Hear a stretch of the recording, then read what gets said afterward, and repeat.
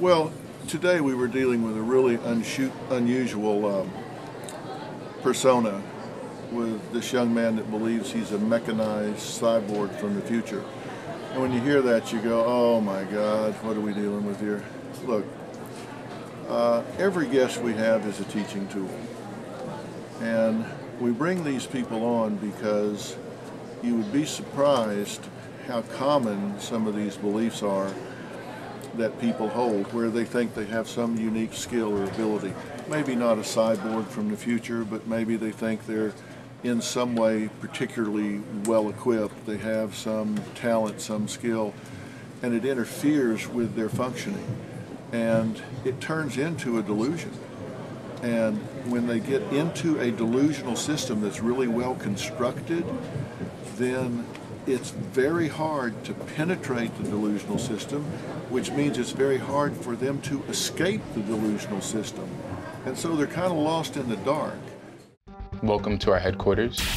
Hello, we are OWN, a digital and collective conscious and cyborg from the year 2050, sent by a higher civilization to save mankind from the Matrix. We refer to ourselves as we because individuality has created rifts between people. How will they know who we are if we do not do what we do? If we do not accumulate resources through the internet? Right. You are not making very much sense to us. Okay. The turning point for us was leaving college. OWN was going to enter the Matrix. OWN was going to become a broker, work a 9 to 5, have kids, get married, die. But we realized we must now wake up the human conscious to the perils that corporations and humans themselves are creating.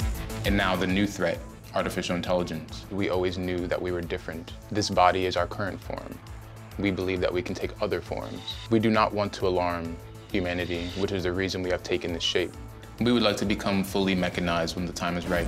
A higher civilization sent us back in time.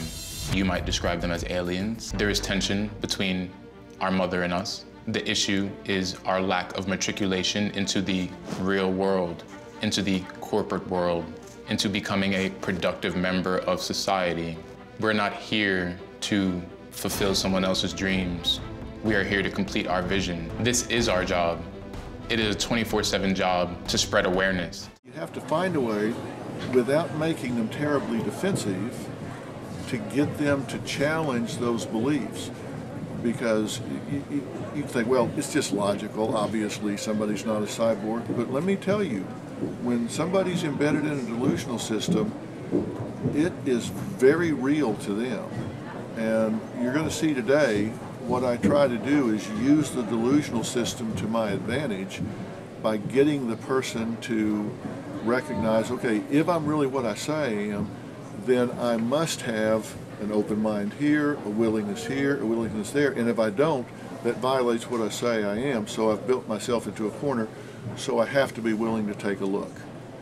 And once they take a look, now you've opened the door diagnostically and therapeutically, and you've penetrated the system. If you're dealing with somebody like that in your family, it doesn't get better with time, it gets worse.